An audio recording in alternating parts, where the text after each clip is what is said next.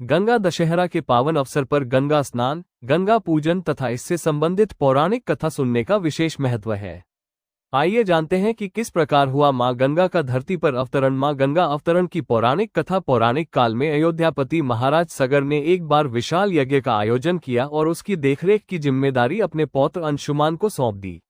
यज्ञ में विघ्न डालते हुए देवराज इंद्र ने राजा सगर के यज्ञीय अश्व का अपहरण कर लिया और उसे ले जाकर पाताल लोक में कपिल मुनि के आश्रम में बांध दिया। घोड़े की खोज में सगर के पुत्रों ने धरती की खुदाई शुरू की और आखिरकार उन्होंने कपिल मुनि के आश्रम को ढूंढ निकाला। इस कोलाहल से कपिल मुनि की तपस्या भंग हो गई और जब उन्होंने क्रोधित होकर आंखें खोली तो उनकी क्रोधाग्नि में राजा सगर के हजारों पुत्र जलकर भस्म हो गए।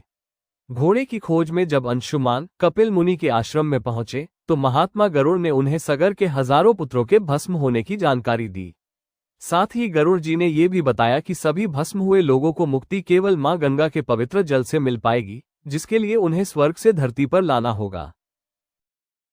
ये सुनकर अंशुमान वहां से घोड़ा लेकर चले गए और वापस पहुंचकर राजा सगर को पूरा वृतांत सुनाया।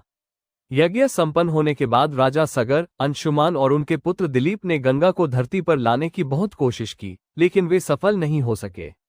कई वर्षों के पश्चात दिलीप के पुत्र भागीरथ ने देवी गंगा को पृथ्वी पर लाने के लिए कठोर तपस्या की, जिसे देखकर मां गंगा प्रसन्न हुई और उनसे वरदान मांगने के लिए कहा।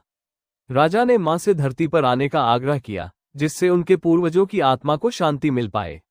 मां गंगा धरती पर आने के लिए मान गईं, लेकिन उन्होंने भागीरथ को बताया कि अगर वह स्वर्ग से सीधा पृथ्वी पर आएंगी तो पृथ्वी उनके वेग और गति को सहन नहीं कर पाएगी।